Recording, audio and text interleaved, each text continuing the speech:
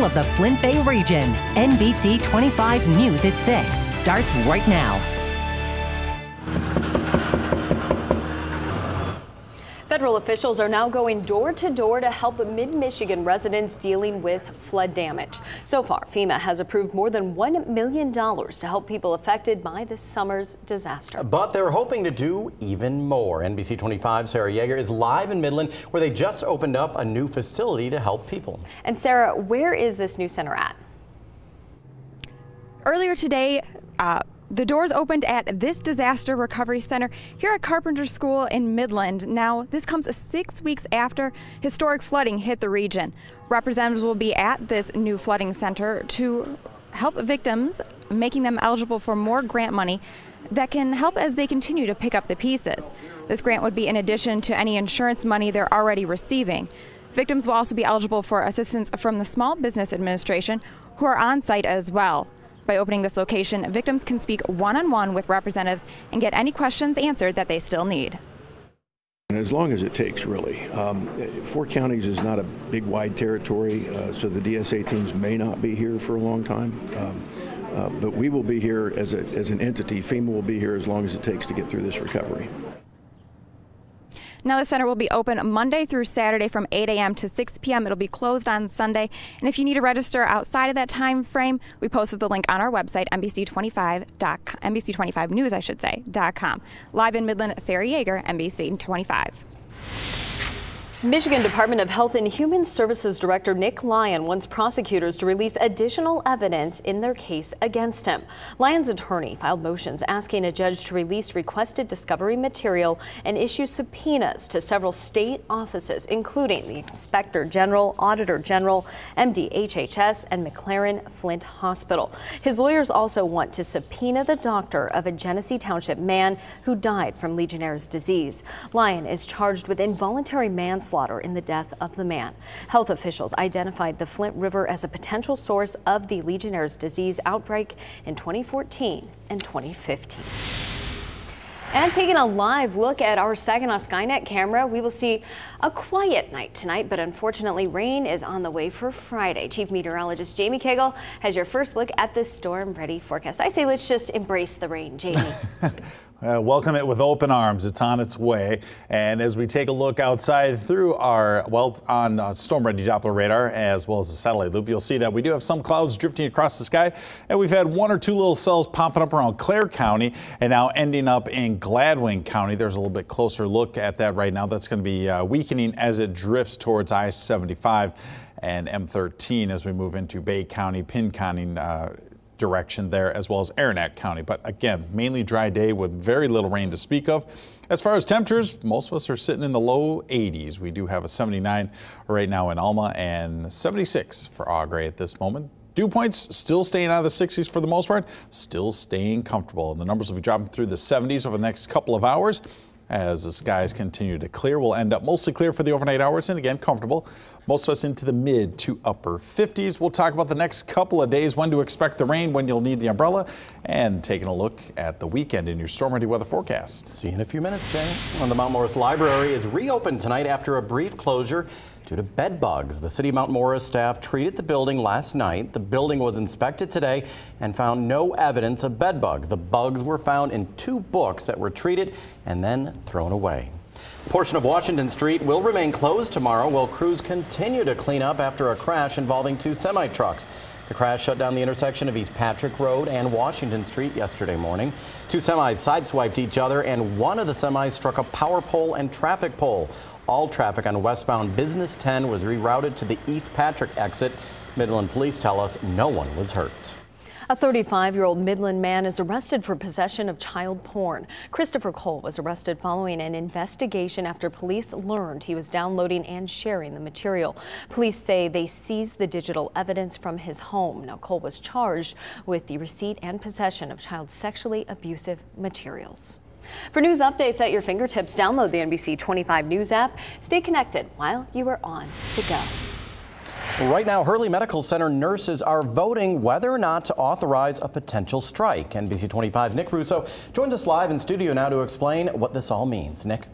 If today's vote passes, it does not necessarily mean the nurses will go on strike. It only means that members authorize the union to strike if the union can't reach a new agreement with Hurley Medical Center. Today, nurses who work at Hurley went to the local UAW 659 in Flint to cast their vote. The Registered Nurses Union is not affiliated with UAW 659. They're only borrowing that building for the vote. Nurses we spoke with today say they're concerned about the safety of patients, not having enough staff, and working shifts that are too long. I think if they lived our life, they did what we did, they might see things differently. Hoping for the best. I hope we don't have to go for a strike, but we have to put our patients first. Well, nobody wants to go on strike, but we want to let management know we're serious. I think that they're out of touch with reality. We're always working under staff, and when they are filling holes, they're filling it by people that are already there by mandating them. And so they're already tired. They've already done their shift, and now they're asking to do more. In a statement, Hurley says they remain confident an agreement will be worked out. And based on state law, Hurley says it would be illegal for employees to strike because it's a public institution. We won't know the results of today's vote until Labor Day because people who are on leave have until the 30th to cast their absentee ballot. Live in studio, Nick Russo, NBC 25 News. Always wanted to represent them. Ever since I was in 6th grade, I ran for student senate to try to represent my class. He's making a record. I have a record. And so that's the difference. A teenager is now hoping to join Flint City Council. The teen made it through the primary last night with strong results. NBC 25's Stephanie Parkinson introduces us to Santino Guerra and lets us know who he is running against. Stephanie? Sadie, this candidate just 19 years old, and he's up against the current council president. Pre-law U of M Flint College student Santino Guerra is challenging Carrie Nelson for the 3rd Ward seat. There were 4 candidates who threw their names in for the 3rd Ward seat on City Council. Last night, that was narrowed down to Guerra and then incumbent Nelson. Guerra grew up in the northeast end of Flint, and based on the numbers so far, people seem to like this teenager. People have spoken, especially last night when we got 40% of the vote out of the 4 contenders. I think that was a big momentum to help push us forward. I feel good. I'm very excited about the race in November. I feel encouraged. I know in November that we'll be victorious because I have a record. New candidates are running for all the seats on Flint City Council. Last night, all but one of the incumbents made it through. Vicki Van Buren is the only current one who didn't. She was short by just 1 vote. In a little less than 3 months now, voters will head to the polls again for the general election. Delta College will soon have a new home in downtown Saginaw as plans move forward for a 35,000 square foot learning center building. It will replace Delta's Ricker Center in Buena Vista Township and include a special use training room and science labs. Now, the center will be located in the 300 block of East Genesee Avenue to serve the educational needs of students from the surrounding area. The Saginaw Center is expected to open in August 2019. We want to know, do you think bringing Delta College to downtown Saginaw will help the economics? Yes or no? Head to NBC25news.com to answer. City of Flint recently welcomed 41 new firefighters thanks to a federal grant. Today, Congressman Dan Kildee stopped by to visit the new firefighters. The grant was awarded through a federal emergency management agency staffing for adequate fire and emergency response program after Kildee advocated for the federal funding for the city. After my visit today, I have a lot of confidence that that they've done a really good job of recruiting really high quality individuals and training them really well. So that's really what we were hoping to see, and happy that it turned out the way it did. The new recruits have been on the job for about 1 month now. Papa John's in Midland is making pizza today with a special purpose in mind. 30% of sales from any order made by someone who mentions Green Hill Apartments will be donated to help those impacted by the fire. Now, the restaurant wanted to do their part after the high-rise caught fire last week, leaving those who live there without a home. So it definitely feels really good that we're able to be this busy as we are before we even opened up this morning, to be able to help out all these residents, and hopefully, you know, time will heal all wounds and they'll get back to their homes. And if you would like to help the Green Hill Apartments residents, Papa John's is open until 11 tonight. Hope they get a lot of help there. Yeah, they need the help. It's really good, and you had something to eat too. Yeah. There you go. Coming up next on NBC 25 News at 6, it's time to rev up the engines. Back to the Bricks is less than a week away. NBC 25's Jasmine Durham is live from the tune-up party. Jasmine? That's right, I'm live at the Linden Cardi tune-up, and there's no shortage of people and cars rolling in and out. Stay with us, I'll show you what's happening next. And the weekend gets closer and closer, so we'll take a look at what's coming up for the next several days in your Storm Ready weather forecast. You're watching NBC 25 News at 6 with Dave Bondi, Sadie Hughes, and Chief Meteorologist Jamie Cagle.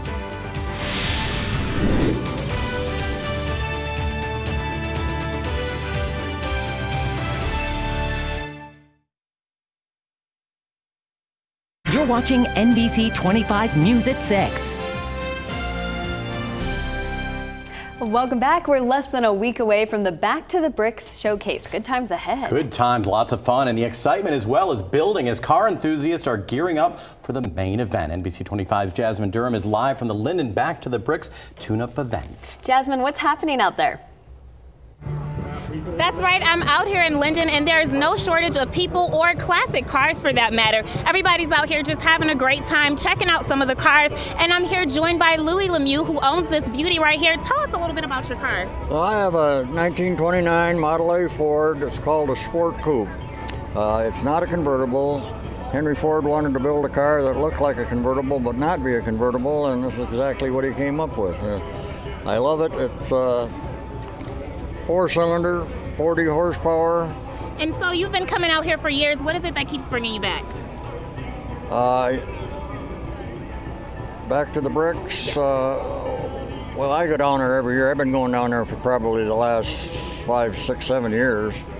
All the Model A's are parked on 2nd Street where the Capitol Theater is. That street is reserved for us. I belong to a Model A club, Script A, and they bring all our cars down there. We'll have 50, 75 cars for people to look at, yeah. All right, and I hate to wrap you up, but we have to toss it back to the studio. Out here in Linden, this Back to the Bricks event runs until 8 o'clock, so you still have some time to check it out. Reporting live in Linden, Jasmine Durham, NBC 25 News. Now, your certified NBC 25 Storm Ready forecast. Good evening, Mid-Michigan, and what a beautiful evening we have. If you're going to be out at the tune-ups, it is going to be absolutely gorgeous for the rest of the night, and we have some comfortable conditions. We'll take a look through our Skynet camera. Downtown Flint, rather quiet right now, but 82 degrees and sunny skies overhead, and that dew point, boy oh boy, if you can stay out of the 60s, you can enjoy some great summer-like weather. A dew point of 55 right now. A little bit of a breeze from the west-southwest at around 8 miles an hour. Taking a look outside, we've had one little cell pop up around Clare County, now really beginning to fall apart as we look to Aranac and Bay County. And again, just a few very light showers coming by Graham or Deep River and a little bit northwest of Gladwin itself at this moment. So very low chance for rain, a mainly dry day today. Looking fairly dry for tomorrow until we get into the evening hours, and we're going to find more and more of this energy heading our way. Also, that cold front staying to the north of us for now. Comes through the area as we get into Friday. It's going to start to drop the temperatures around here just a little bit, take a little bit out of the humidity, and bring us some showers. Looks like as we go into Thursday night and through Friday, that's our best chance for rain still. So the forecast still holding up very well. Light showers, a few of them out there, and as we get going overnight, mostly clear skies. But as we get into Thursday now, partly and mostly cloudy at times, mainly dry conditions, maybe a couple of showers popping up over the thumb. But as we get to about 10 or 11 o'clock, then we have the scattered rain coming in from the west. So mainly for the late night and overnight hours. Then we're going to get into Friday, and that's when we're going to see more scattered showers in the area. A few embedded thunderstorms may be possible. The cold front comes through. Temperatures and the dew points take a little bit of a drop, but the weather does start to dry out. Grillcast for tonight, we'll be dropping into the 70s, but like I said, it's going to be a beautiful evening. For tomorrow, looking for the lower half of the 80s across our southern counties. Mix of sun and clouds and mainly dry. Probably the better chance in the thumb right now. Partly and mostly cloudy skies, those low 80s once again. Into the central counties we go. You guessed it, more of those low 80s and leaning towards a dry day tomorrow, and much the same as we talk about our northern counties, right up around 80 degrees. Some very nice, beautiful summer weather. Shiawassee County Fair still going on. Low 80s there as well, comfortable conditions. Summer Music Festival in Frankenmuth, also low 80s, partly to mostly cloudy at times. And the old-fashioned Summer Festival Millington, looking for the lower half of the 80s there. Mainly dry conditions again as we talk about the thumb. And those dew points take a little bit of a drop as we get into the weekend. and you'll see those overnight lows dropping off just a little bit too. But still Friday, the best chance for rain. Thursday is going to be rather late. The majority of your day will be dry tomorrow. The weekend still looking mainly dry and comfortable. A little more sunshine included on Sunday. That mix of sun and clouds holding strong. Good weekend coming up. It's nice out there. The car show in Linden, I believe it was. It's just perfect out there. When you have the sleeveless on and you're enjoying it, and it's comfortable, not too hot. Glistening in the sun. Yeah, that too. Tough being in here. Yeah. It is. It is. Yeah, we're a little envious. Well, we want you to share your photos and videos with our burst gallery. Here's a picture from Denise of sunflowers in Attica. What kind of flowers are you growing? Share your photos and videos with NBC 25. Download our news app and click on See It, Send It. Coming up next on NBC 25 News at 6. We'll take you to the Bay County Fair. The annual tradition is still going strong as families are getting out to enjoy the rides, food, and entertainment. We will tell you what you can expect for tonight. Bill? And later on tonight, all new, the Speaker of the Michigan House and Governor Rick Snyder want to pass legislation to reduce the cost of auto insurance when lawmakers come back to the Capitol this fall. Well, tonight we're going to look at the likely proposal they have and what it could mean for medical coverage and the cost of your auto insurance. And we're all aware that weddings can carry a whopping price tag for the bride and groom, but did you know how expensive it is to attend a wedding? The average is running in the hundreds of dollars now. Tonight on the Profit Report, Jennifer Profit shows us where some of those dollars are going. Your late evening newscast start with Fox 66 News at 10, followed by NBC 25 News at 11. Sadie, Dave, and I hope that you will join us.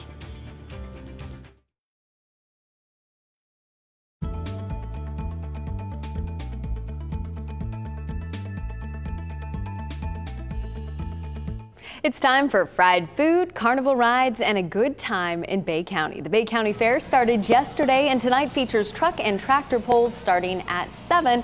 And if that's not your thing, you can also check out the rides, games, and tasty fair foods. I prefer the fried Twinkies. Now, the fair also has pony rides, a pie-making contest, and dirt drag races. Oh, we come out here every year.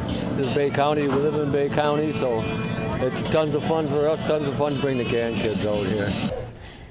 The fair wraps up Saturday evening, so you have plenty of time to check it out. Parking on the fairgrounds is $5. A new app allows Michigan residents to help conserve fish and wildlife by reporting what they see while out in the field. The Eyes in the Field app replaces 15 separate forms that the State Department of Natural Resources previously used to gather this kind of information. This includes diseased wildlife, tagged fish, birds, and reptiles. The app will work on any device. An alert for parents. More than 22,000 children's swimsuits sold in Meijer stores are being recalled. Now, the recall involves the Wave Zone one-piece zip-back swimsuit for newborns, infants, and toddlers. Meijer has received 11 reports of the snap on the swimsuits detaching, posing a choking hazard. Now, the suits were sold this year from January through July. Consumers should return them to the customer service desk at any Meijer store, and they will get a full refund. Taking a live look at downtown fun through our Skynet cam. Do you have a baseball game tonight, or you want to go for a walk or a run? Well, Jamie will join us for a final look at your storm ready forecast.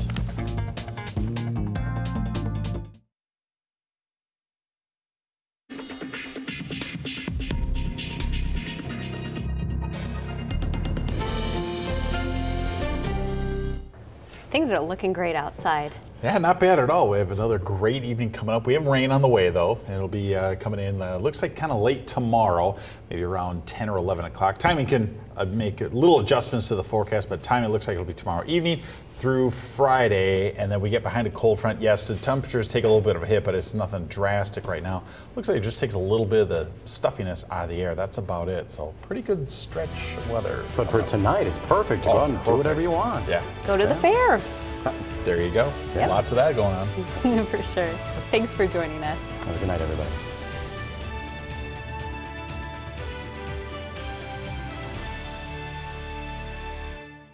The tensions with North Korea are high. President Trump had some tough words for the Asian country, promising North Korea will be met with fire and fury if it continues to threaten the United States. In response, North Korean leader Kim Jong-un has pressed on with his aggressive behavior. He's now threatening an attack on Guam, a U.S. territory in the Pacific Ocean. The president is receiving some criticism for his harsh language and strong stance against North Korea. History tells us, however, that appeasement simply has not worked. From the broken 1994 agreement between President Clinton and Kim Jong-un's father, Kim Jong-il, to the, quote, strategic patience, unquote, used by President Obama, the United States' soft approach to North Korea has failed. Not only does North Korea now seem to have intercontinental ballistic missile capability, there are reports it has a nuclear bomb that can fit on those missiles as well. In other words, while the U.S. has stayed patient, North Korea has continued to grow its arsenal and become a greater threat to our country. President Trump was clear throughout the campaign that he would not have tolerance for North Korean saber rattling. Therefore, his approach this week cannot be a surprise. It is to be expected. On the other hand, the president has also signaled in recent months that under the right circumstances, he would talk to Kim Jong-un. Secretary of State Tillerson echoed that sentiment in his recent remarks while on his way to that same territory of Guam, which North Korea is threatening. The bottom line is this: diplomacy is a complicated, multifaceted undertaking. The fact that the president and Secretary of State are sending a mixture of messages is a good thing. It says to North Korea that the United States will stand strong in the face of any aggression, but is also open to finding a way to diffuse tensions.